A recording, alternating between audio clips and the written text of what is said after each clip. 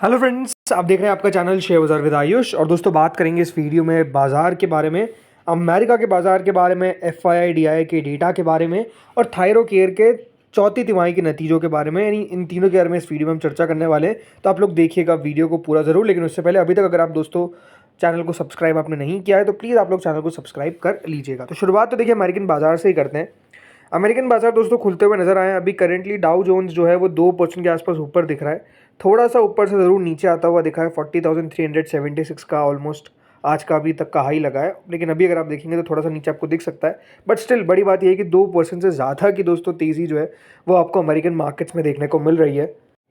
वहीं जो तेज़ी अगर मैं बात करता हूँ नेस्डैक के अंदर, तो वहाँ तो और भी बड़ी तेज़ी है, करीबन 3.5% की। जी हाँ, 16,879 पे करेंटली दोस्तों नेस्डैक चलता हुआ देखने को मिल रहा है और मोर देन 3.5% ऊपर आपको देखने को मिलेगा।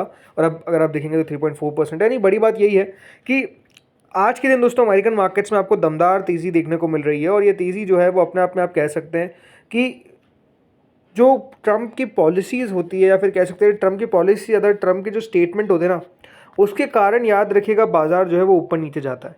राइट, ट्रंप देखिए बयान ऐसे देते हैं जिसके कारण उनको पता है कि मार्केट्स गिरेंगे, फिर ऐसे बयान देते हैं जिससे दोस्तों बाजार जो है वो पूरा रिकवर कर जाते हैं। और एग्जैक्टली दोस्तों लगातार ट्रंप इसी तरीके से काम कर रहे हैं। अब अगर आप देखेंगे कल हुआ क्या। राइट, जेरेमी पॉवेल, आप लोग जानते हैं ये फेड के चेयरमैन, इनके खिलाफ दोस्तों डोनाल्ड ट्रंप उतर गए। कहा कि ये लूज़र है, ये रेट कट नहीं कर रहे हैं, ये नहीं कर रहे हैं, ये वो नहीं कर रहे हैं। बल्कि ये भी कह दिया कि इनको इनका ऑफिस छोड़ देना चाहिए, इनको सैक कर देना चाहिए। लेकिन कल अपने बयान से फिर दोस्तों डोनाल्ड ट्रंप जो जाने जाते हैं पलट गए। देखिए डोनाल्ड ट्रंप ने साफ क्या कहा, उन्होंने कहा कि उनका कोई भी ऐसा प्लान नहीं है कि वो फेड चीफ जेरेमी पॉवेल को फायर करेंगे, यानी उनको उनकी जॉब से निकालेंगे। राइट, ये दोस्तों किसके द्वारा कहा गया? जी हाँ, डोनाल्ड ट्रंप के द्वारा। मतलब आप समझिए कि ट्रंप जो स्टेटमेंट देते हैं, राइट, उस स्टेटमेंट पे वो खुद भी टिक नहीं पाते हैं, ये सबको पता है। लेकिन उस ट्रंप का याद रखिएगा हमेशा जो आउटकम आता है वो पॉजिटिव या तो बड़ा नेगेटिव वो आता है। बाजार दोस्तों उस स्टेटमेंट के कारण अगर आप देखेंगे इतना ज़्यादा ऊपर नीचे हो जाते हैं, जो अपने आप में बहुत ख़राब है, इसमें कोई डाउट नहीं है। क्योंकि मार्केट्स को पता नहीं रहता ना कि देखिए ट्रंप अब अगली बार क्या कह देंगे कि उस पर हमको रिएक्शन देना होगा। तो देखिए डोनाल्ड ट्रंप ने अभी यहाँ पे साफ कह दिया कि उनका कोई भी प्लान नहीं है कि जो फेडरल रिजर्व के चेयरमैन है जेरेमी पॉवेल, उनको हटाने के बारे में वो बात नहीं कर रहे हैं। और सजेस्ट किया कि एक ड्रैकोनियन टैरिफ जो है वो यूएस ने जो इम्पोज किया है चाइना पे, उसको भी वो लोअर कर देंगे। अब आप समझिए एक स्टेटमेंट, लेकिन कितने बड़े स्टेटमेंट है। पहली बात तो ये कहा कि जो टसल चल रही थी फेड चेयरमैन के साथ, वो टसल पे ऐसा नहीं होने वाला कि उनको वो उनकी जॉब से निकाल देंगे। और दूसरी बात, जो चाइना पे टैरिफ लगाएं उसको भी याद रखिएगा लोअर करने के बारे में किसके द्वारा कहा गया? ट्रंप के द्वारा। लेकिन Trump at the end of the day वो सब जानते हैं कि एक जो उनका फैसला है उसका किस प्रकार से असर पड़ता हुआ नजर आ रहा है इकोनॉमी के ऊपर। बट द थिंग इज कि देखिए डोनाल्ड ट्रंप कोशिश पूरी करते हैं कि देखिए मैं कर तो देता हूँ, जो होगा देखा जाएगा। इस तरीके की दोस्तों मेंटेलिटी के साथ डोनाल्ड ट्रंप आगे बढ़ते हैं। अब यहाँ पर अगर आप देखेंगे सबसे बड़ी बात जो टर्मिनेशन की थी, वो कह दिया कि देखिए अभी हम नहीं कर रहे। राइट, और ये बात ध्यान रखिएगा बाजार इस खबर के कारण क्या हुआ? गिरे। Termination can not come fast enough, ये उनकी तरफ से कहा गया। तो बाजार ने क्या समझा? बाजार ने ये समझा कि सही में जो ट्रंप है और जो जेरेमी पॉवेल है वो दोनों के रिलेशन बिल्कुल भी अच्छे नज़र नहीं आ रहे हैं। और अगर ट्रंप ने जेरेमी पॉवेल को निकाल दिया और अपने पसंद वाले व्यक्ति को बिठा दिया, तो फिर अमेरिका की जो नीतियाँ रहती है कि बिल्कुल भी कोई आउटसाइड आपको इंटरफेरेंस देखने को नहीं मिलेगा, भले वो प्रेसिडेंट भी हो, वो इंटरफेरेंस होने वाला होगा, होता रहेगा। और इससे बाजार को बिल्कुल ही पसंद नहीं आएगा। लेकिन ट्रंप को पता चल गया कि देखिए बाजार जो है वो इसको काफ़ी नेगेटिव में ले रहा है, तो अपने आप को देखिए स्टेटमेंट को पीछे हट गए कि नहीं, ऐसा मैं कुछ नहीं करने वाला हूँ।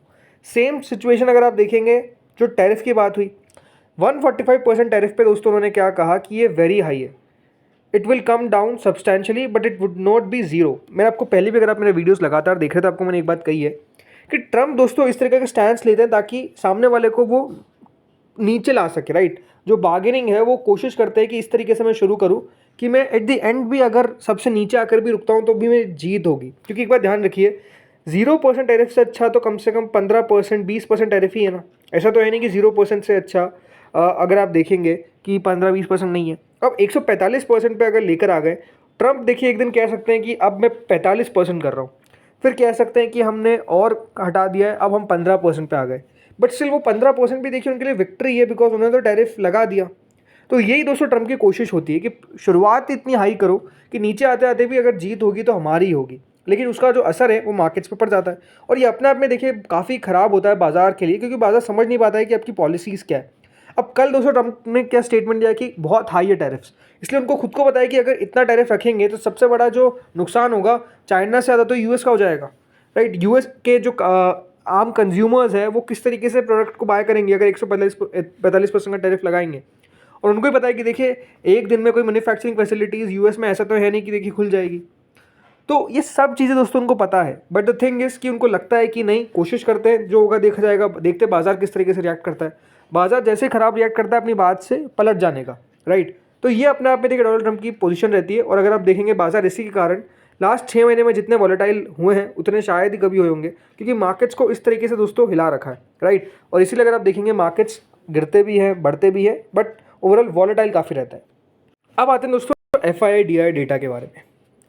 देखिए आज का डेटा निकल कर आया और फिर अच्छी बात क्या है, FIIs ने खरीदारी करी है। जी हाँ, आज के दिन दोस्तों फिर FIIs ने करीबन 3,332 करोड़ के आसपास की बाइंग करी है। लेकिन DIs ने सामने दोस्तों 1,234 करोड़ का बेचा, यानी एक ने खरीदा दूसरे ने बेचा। अब देखिए बहुत कम इंस्टेंस होता है जब दोनों का आंकड़ा जो है वो सेम पोजीशन में आ जाए, राइट। अगर कोई एक खरीद रहा है तो दूसरा बेचता हुआ दिखेगा ही। इसी तरीके से अगर आप देखेंगे सिचुएशन चलती है, बट स्टिल FIIs की खरीदारी इंपॉर्टेंट है मार्केट्स के लिए। और आज भी आप देखिए 3,332 करोड़ की बाइंग जो है वो FIIs के द्वारा कर ली गई। एंड वही बात है ना कि देखिए FIIs को पता है कि अगर अभी सबसे ज़्यादा कोई सही बाज़ार है जहाँ पर टैरिफ इन सब की कोई ज़्यादा चिंता वाली बात नहीं है, जहाँ पे इकोनॉमी का ओवरऑल आप कह सकते हैं जितना ख़राब होना था हो चुका, आई थिंक वो इंडिया लगता है। बिकॉज देखिए GDP ने अपने आप में अपना एक बॉटम बना लिया है, ये सब मान के चल रहे हैं, राइट। टैरिफ का अगर आप देखेंगे तो कोई इशू हमारे यहाँ पर दिखता नहीं है कि हमारे यहाँ पे इतनी एक्सपोर्ट होते ही नहीं चीज़ें, तो टैरिफ का कोई बड़ा प्रॉब्लम है नहीं। और US से अगर हम हमारे रिलेशन की बात करते हैं तो वो भी अगर आप देखेंगे अच्छे नज़र आते हैं बाकी बड़ी कंट्रीज़ के हिसाब से। स्पेसिफिकली अगर मैं बात करता हूँ चाइना की, तो आई थिंक उन सब के कारण दोस्तों यहाँ पर इंडिया जो है वो सही लग रहा है। FIIs को वैल्यूएशन वाइज भी हो सकता है अच्छा लग रहा हो, इसलिए अगर आप देखेंगे अब FIIs की जो बाइंग है वो लगातार देखने को मिल रही है। ये बात सही है कि देखिए अगर अनसर्टेनिटी बढ़ेगी, मार्केट्स और गिरेंगे, तो ऐसा नहीं कि हमारे बाजार बचे रहेंगे, बट स्टिल हमारे बाजार कंपेरेटिवली कम गिरेंगे, ऐसा लगता है। अब दोस्तों बात करते हैं थायरोकेयर टेक्नोलॉजीज़ के नंबर्स के बारे में। काफ़ी शानदार नंबर्स कंपनी के आते हुए दिखे हैं। सेल्स कंपनी की दोस्तों 154 करोड़ से बढ़कर सीधा 187 करोड़ की हो चुकी है, which is a jump of 21%। और इससे प्रीवियस क्वार्टर में जो कंपनी की सेल थी वो 166 करोड़ की थी। तो यहाँ से भी अगर आप देखेंगे तो जंप आपको देखने को मिलेगा, सीधा 187 करोड़ पे कंपनी की सेल आती हुई दिखी है।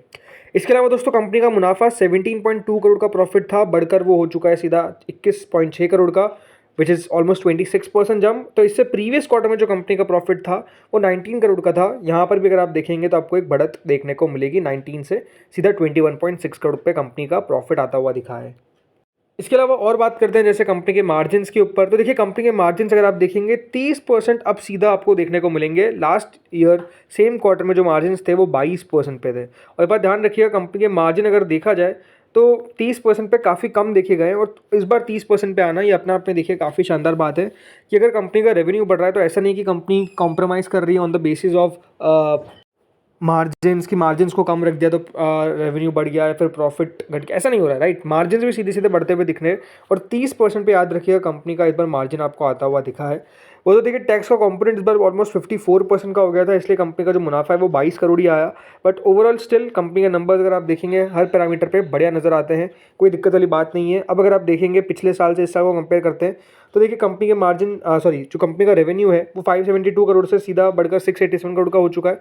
यानी अगर आप देखेंगे ओवरऑल जो ग्रोथ है वो अच्छी नज़र आती है। इसके अलावा जो कंपनी का प्रॉफिट है वो भी दोस्तों 91 करोड़ तक अब आपको पहुंचता हुआ नज़र आ जाएगा। तो अच्छे नंबर्स आते हुए देखने को मिले।